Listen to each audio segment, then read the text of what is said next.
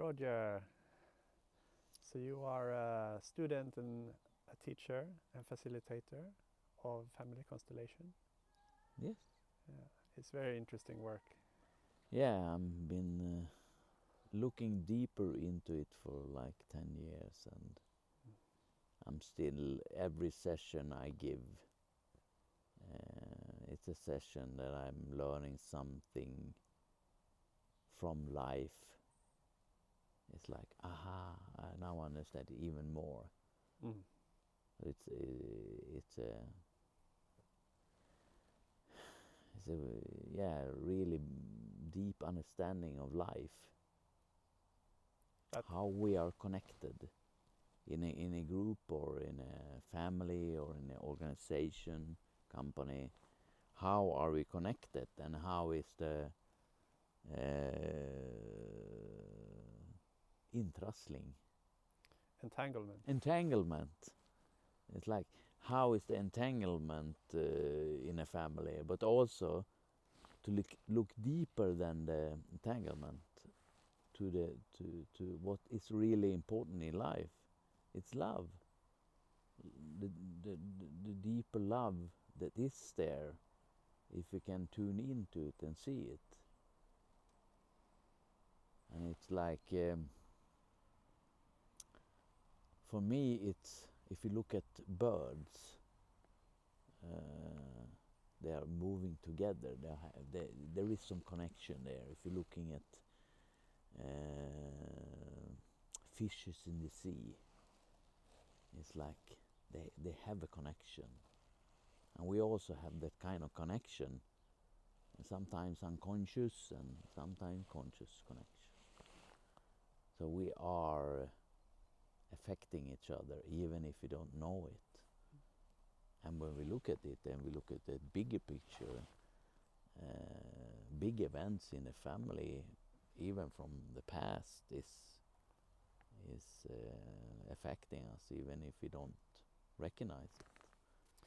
This is something really fascinating always in a session, that you see how the past is actually impacting the present moment. Yeah. And also like several of our own deeper patterns can actually come from further back in time. This is very interesting. Yeah, and it's like collective trauma from before, and we don't know even if we have kind of effect from something. So I'm working sometimes in Poland, and it's affected from the Holocaust, and this person haven't been in the Holocaust, but maybe grandmother have been in it, and in some way they carry something that they don't know from the grandmother, and even if you work with it for years, and you can't work it through because it's not yours, so you need to let it go. And some part of trauma you need to look at is the personal trauma, but it is collective trauma, so it's different. You work with it in a different way. So how do you work with that in Family Constellations? It's through understanding. If you understand something deeply, I don't mean with the mind, I mean with the heart and soul. If you see something deeply, aha, now I understand. It's like a direct experience in a moment when you're looking at something. Like, take an example of, oh, you have an idea that you're not loved. Your mother doesn't love you. You're not lovable, or you're bad. There's something wrong with you. And then we look at the collective field, and when we look at the field, maybe your mother turning your face away from you, looking at something else. This means, maybe it could means that something happened in her past that she need to take care of. So, and when you see, she's looking at something she need to take care of, it's not something wrong with me. So what we believe is our own is actually could belong to somebody else, our mother or maybe even grandmother. Yeah, so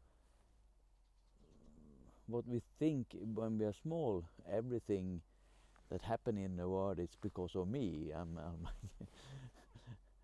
So and then we carry the belief of that oh, my mother doesn't love me, but maybe she is loving me really, but she can't really be there because she have a trauma from before that she is turning her face to and need to heal before she can fully be there. So it's not that fixing, it's not that we go there to fix it. It's more an understanding of seeing it. And seeing it is transformation.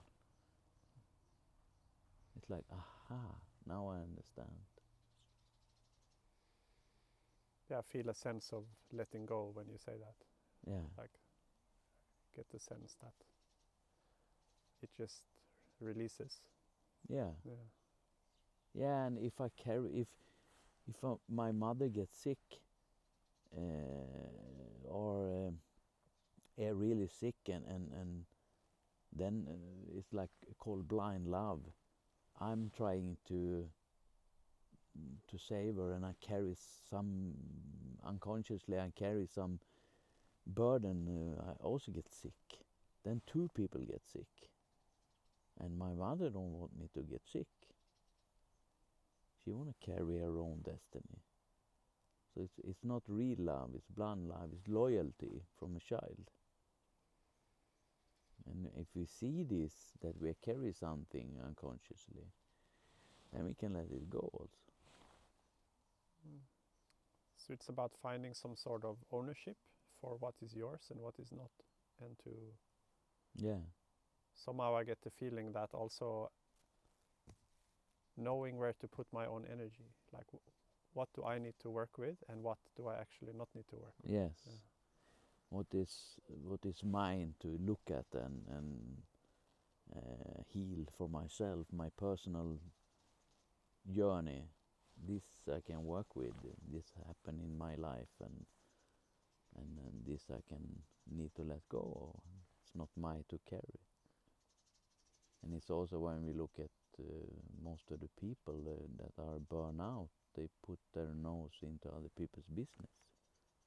And other people's business, I mean, if you look from this collective field, like you're carrying something that you can't do anything about.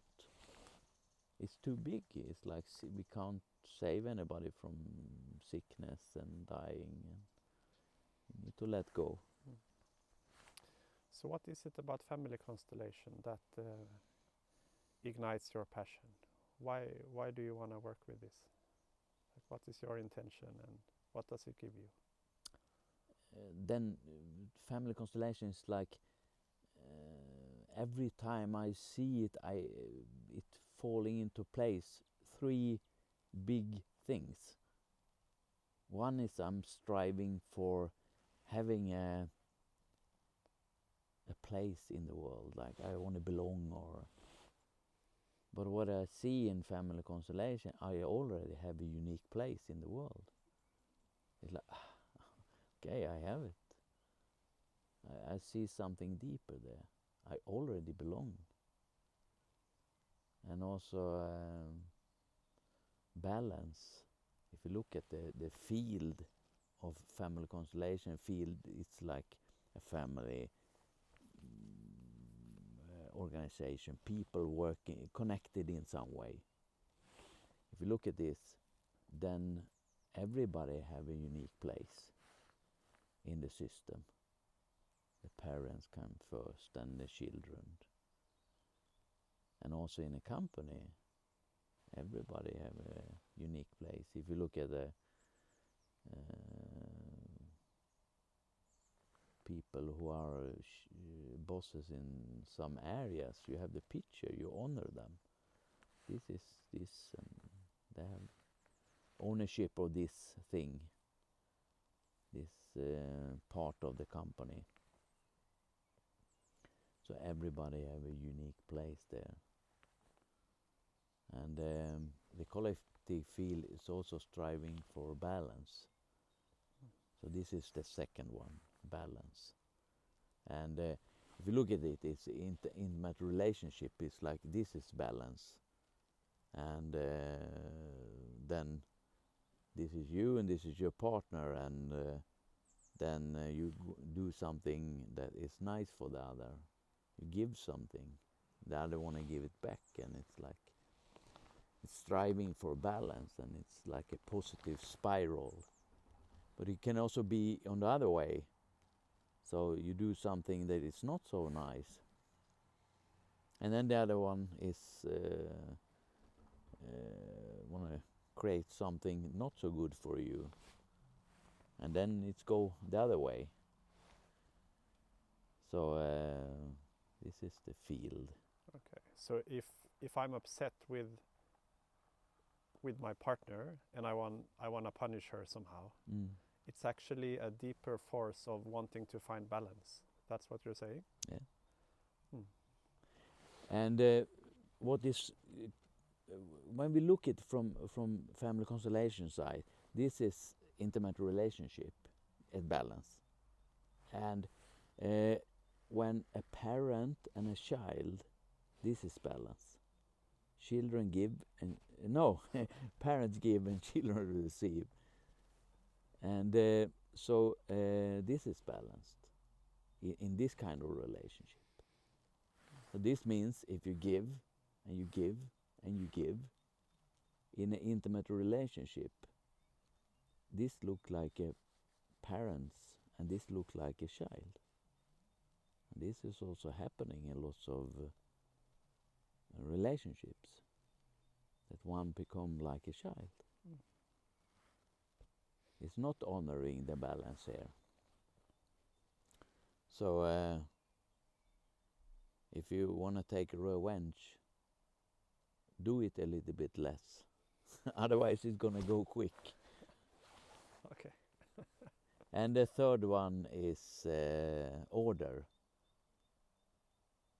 And everyone have this I call special place in the when the oldest child in a family is number 1, and the second one is number 2, and the third one is number 3. This is even if you had a miscarriage or abortion, this is like also included. So it's not about living and dying. If number 3 died in a miscarriage, it's still number 3. So when we look at it, maybe you have 5 children, 2 of them died. And when I see my grandmother, they were 11. And when I was small, she said to me, "Yeah, I have 11 children." And I only met 9 of them. And I said, where is the other ones?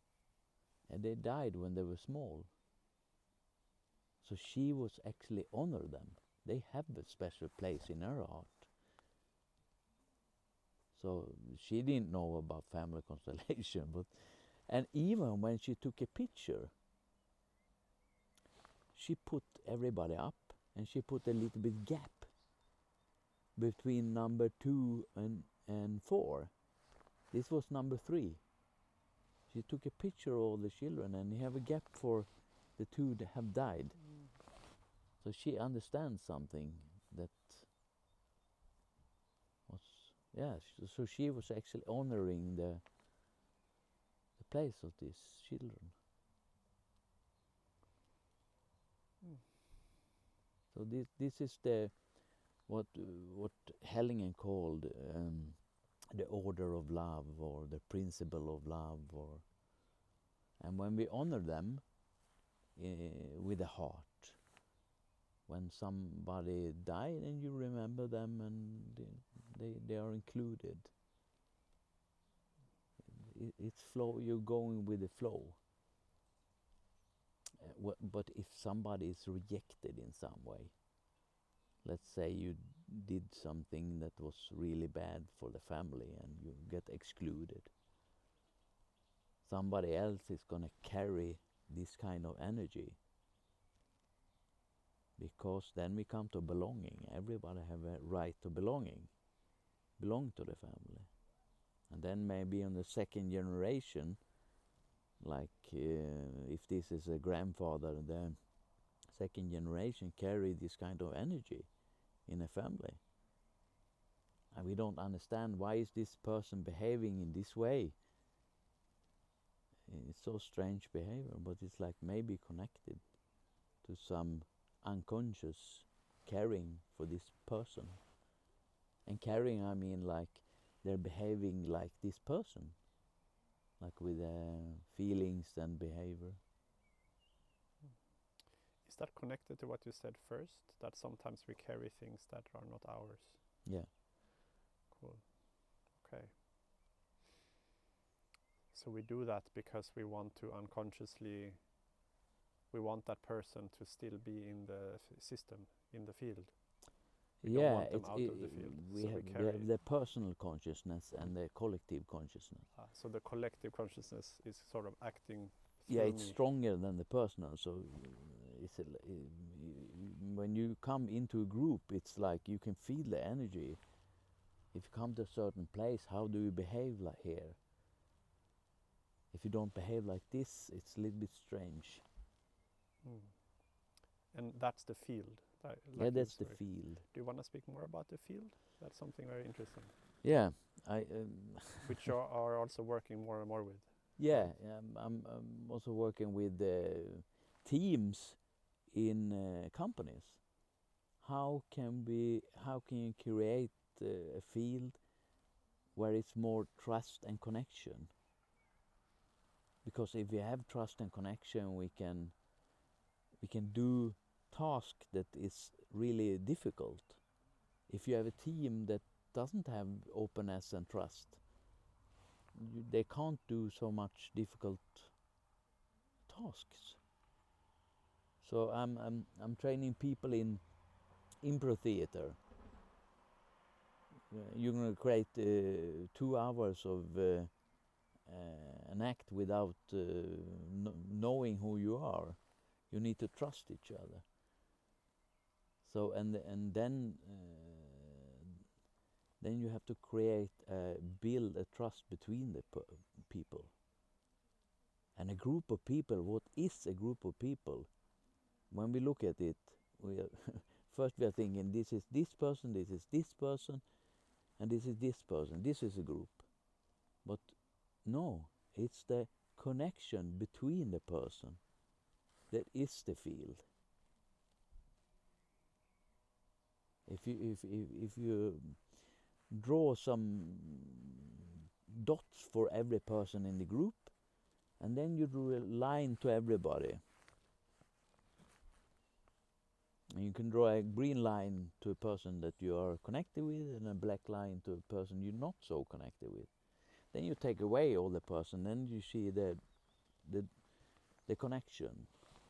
There you have the field. That's cool. And then you work with that field. How do you work with that field?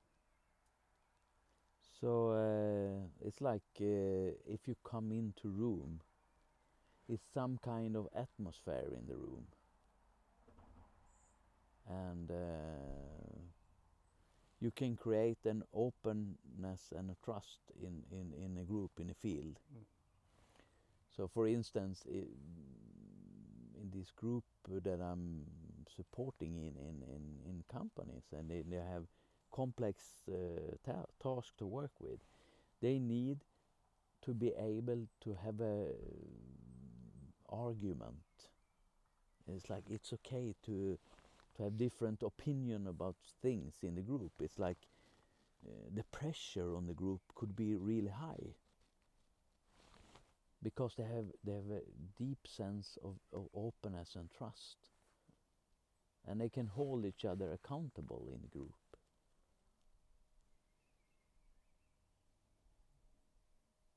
So I'm working with connection, openness, and trust. Mm. And also, it's like if I have a group of 8 people, the field is number 9. It's one person. It's like an entity. So we need to see what kind of entity are we creating in this group. And if you're a leader, you are responsible for the atmosphere in the group.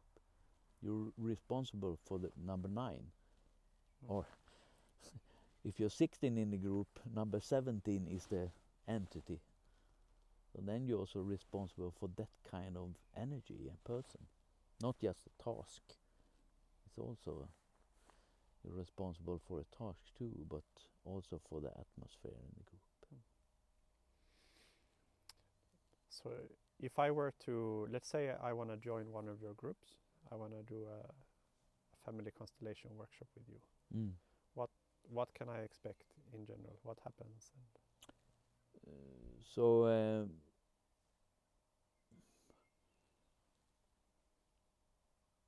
It's all you can expect that we're gonna together create a field of trust and connection and openness, and we're gonna look at things that is difficult for, like entanglement. What is stopping me? What is blocking? And we're gonna lean into it and be curious about it. And then we're gonna look deeper to the love. And it's different for each person how we work with it. Maybe some people we need to look, we can put up represent for your mother, for your father, and then we look how they are relating to each other.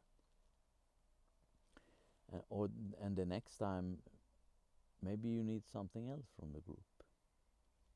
So also the whole, all the members in the group is also have an active role in the group. It sounds almost like the field is informing the work in a way.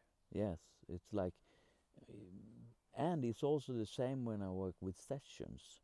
It's not that I'm in service of the client's personality. No, I'm I'm in service of something bigger. What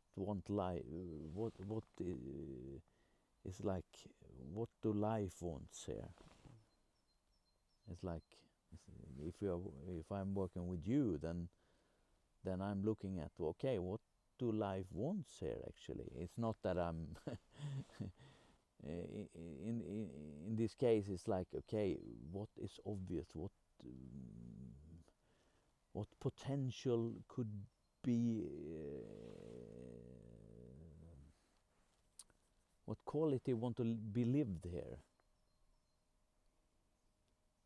and what quality are you already living that you're not seeing maybe, or you are seeing, that need to also be anchored or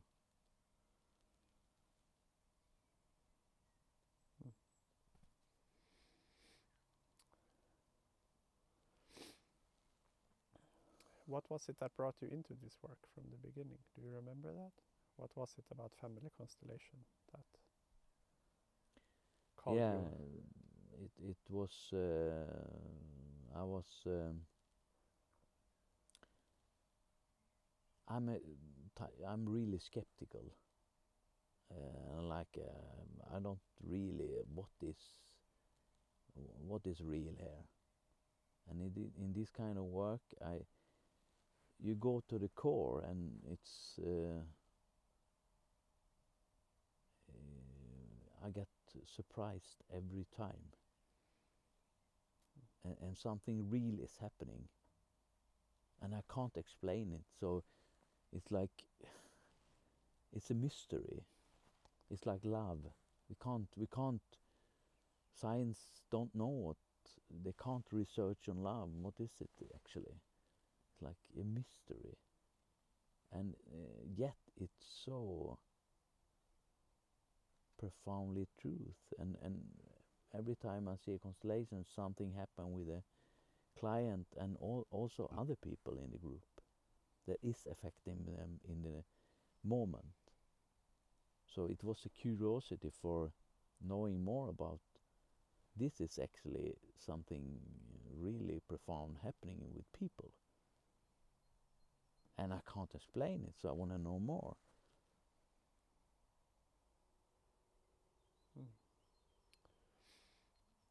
Have you seen something deeply true about yourself and your family in this work?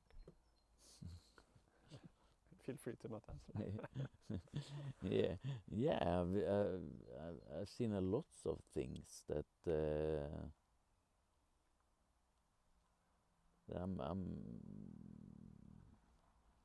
I have a pattern of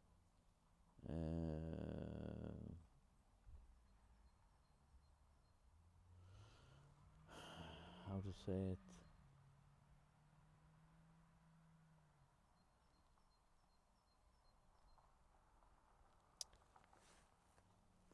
Yeah, I can see that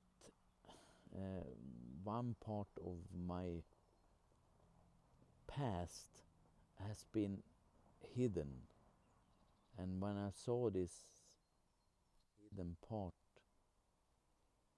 something in me just fall into place, and it was like, now I understand something deeply. It's like people were not speaking about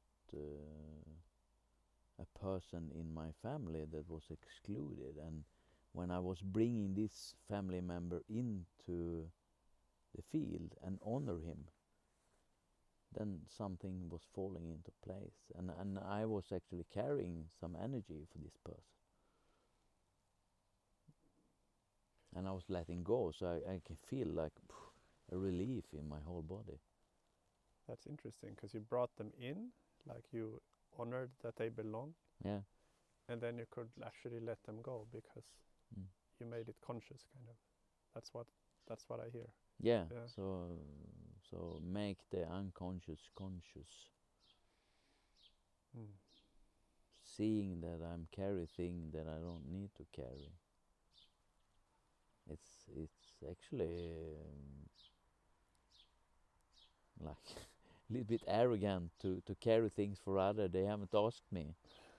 I'm just going there and carry it for them. When you're speaking, I get the sense that the unconscious is so vast and big, and it's in the present and it's in the past, and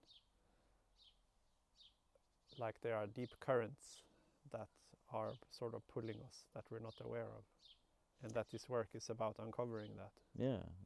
Also, now I'm speaking a lot about the entanglement, and I haven't spoken so much about love. So this is the deepest topic about this kind of work. It's like when you're really connecting with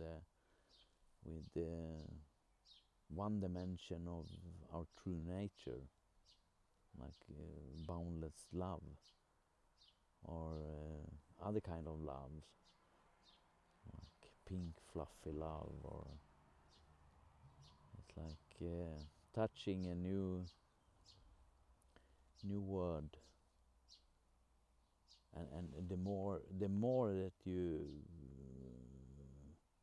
can be with this kind of experience, the more you understand you don't understand, or it's vast and it's big and it's so much more to learn.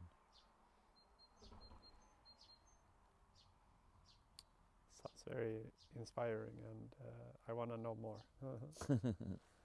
Thank you. So is there something more you want to say in the video? Yes. I hope to see you in my workshop, and hope to I hope to see you in my workshop. I hope to see in my weekend. When and where is that? The next one is 29 of May, and then it's both breath work with my colleague that is really good at breath work. So it's also about the unconscious and expanding the bodily breathing. So it's about the body and expanding the breath. And then it's family constellation work, like working with the field in different way. And it's also Zen coaching. So we're working with inquiry and questions and meditation, dancing, and also sauna and fire in the evening. Maybe some dancing. Okay. Now I need to run.